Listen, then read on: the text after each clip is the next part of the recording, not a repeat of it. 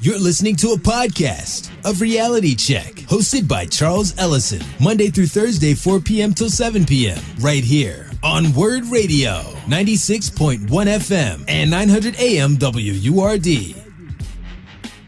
CNBC contributor Mario Henry, he's actually a former player with the New England Patriots, and he's now an independent insurance broker, and he joins us by phone. Mario, how are you doing? Hey, how are you doing, brother? All right. I'm good, brethren. Thanks so much for joining us. I appreciate this. And I read your recent piece in CNBC.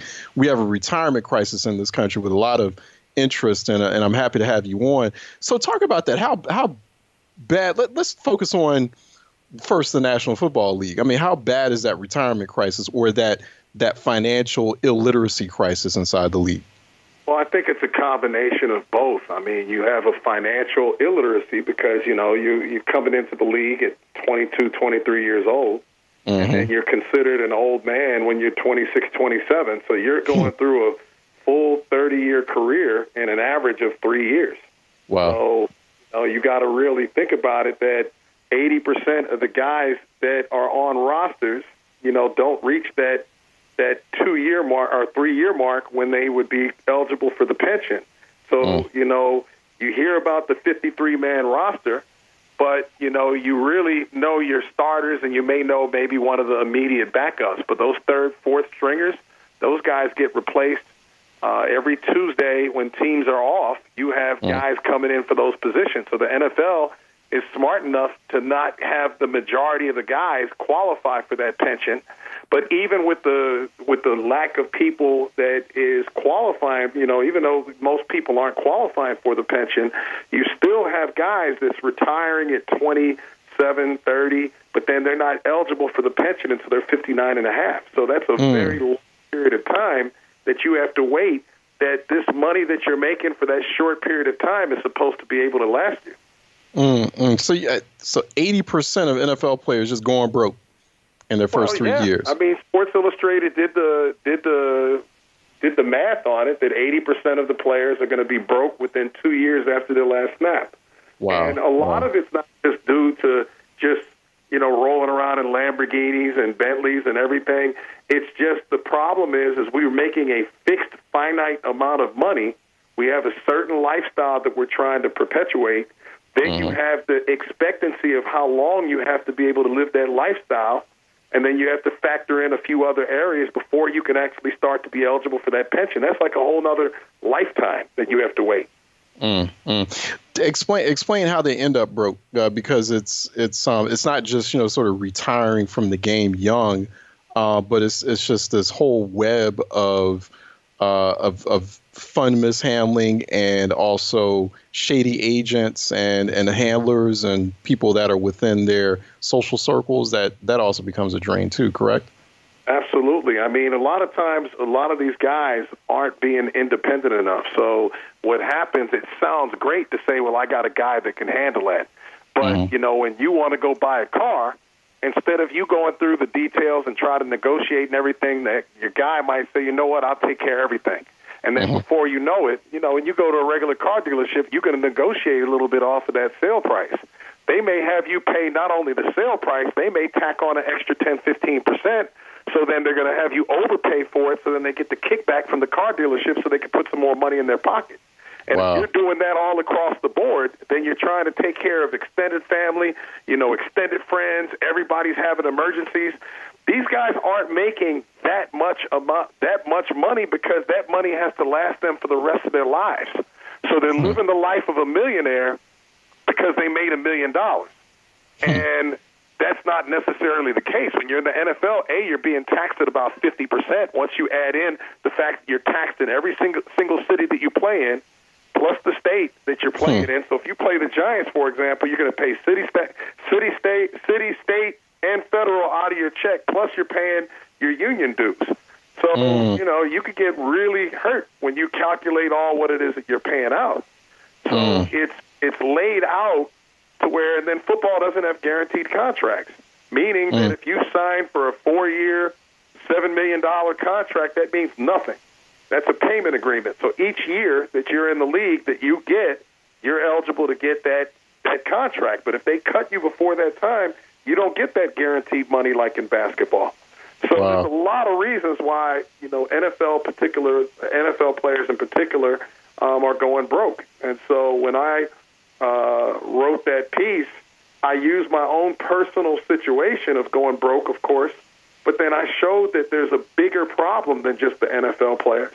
It's our entire society, including the middle class.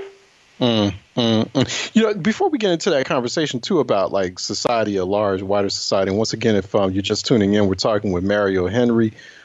He's a former NFL player himself. He used to play with the New England Patriots. His name might sound a little familiar, but now he's a financial services professional, and he's the author of a new book, How to Hire Your House. So for more information on that, go to hireyourhouse.com, by the way, if you want to learn more about what Mario is up to and what he's talking about. But, I watch with curiosity, and I'm sure you probably watched this show, too, on HBO, Ballers. And Ballers gets into, the protagonist there, Dwayne "The Rock" Jones. He's Johnson, excuse me. He's this financial advisor for professional football players. And so does that appear to, based on what you're saying, what we were reading in your article, and based on kind of what we see on Ballers, which is kind of this like popular narrative now about the financial lives, the emotional lives of football players, contemporary football players. Are they kind of sugarcoating or whitewashing some of what's going on in the league as far as that retirement crisis? Well, they're getting into the sexiness of the athletes, and you got to remember, the average guy is not making that type of money to be, playing, getting paid like how they're making it sound in the show. But what they are true is these guys are making a lot of money, and by the time the season's ended, you're seeing a lot of these guys are broke.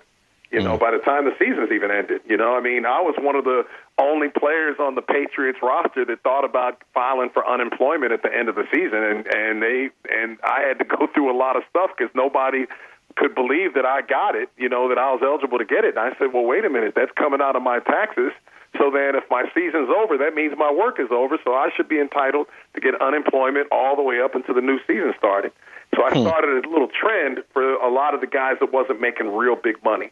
So, yes, the show is true as far as the shadiness that goes on, behind the scenes on how some of these athletes are used up for whatever, how they cover up a lot of the things that a lot of these guys do, that they have fixers that goes out there, and just like you see somebody like Zeke has to have, private security following him around to make sure he's not getting in trouble and everything, For sometimes that's true, unfortunately, but on a financial basis, these guys, you finish practice at about 3:25, 3:30, and then you don't have anything to do until the next day, until the next morning. So every single day you have a lot of free time to be able to go party every night with something going on. And when I was in Boston, and then, you could be on the dating scene, and then, you're hanging around guys that, if they are on the top tier of the food chain as far as income-wise, you start spending like how they are. And it's very easy to get caught up into that stuff and that life, and it's very easy for your money to flee you faster than your 40 time.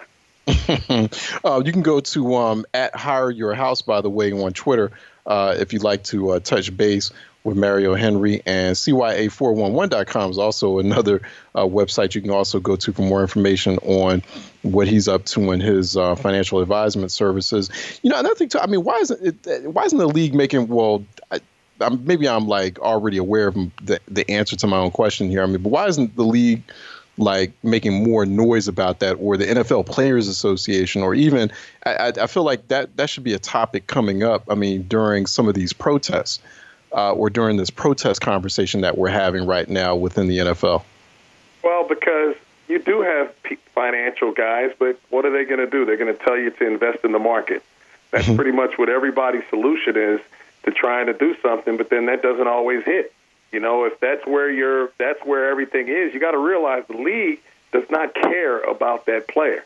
The league could care less. That's the reason why you have so many people in the CTE lawsuit simply because of the fact that, you're there as a farmhand. You play as much as you can. Yes, the NFLPA for some is going to, actually try to do some work, but, it's buyer beware. If you're getting a paycheck and you don't do something with that paycheck and you don't do the right thing with the paycheck, what are you going to do? Who are you going to blame? They got to have some onus has to be on that player.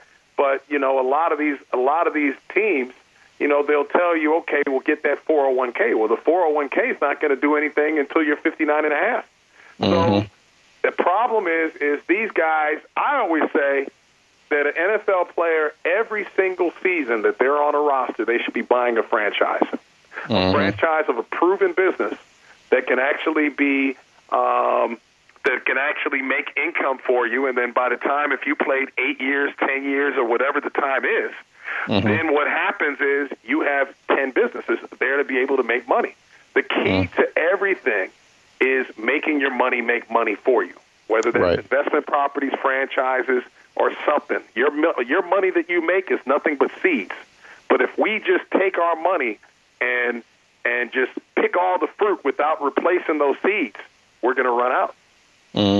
Yeah, you can also get more information on that with Mario Henry is talking about at investyourdebt.com. You can get more information on that and also, sort of a program kind of showing how you can do that, leveraging debt versus eliminating debt some more. Now, the overall sort of retirement crisis in society, I mean, what's driving that right now?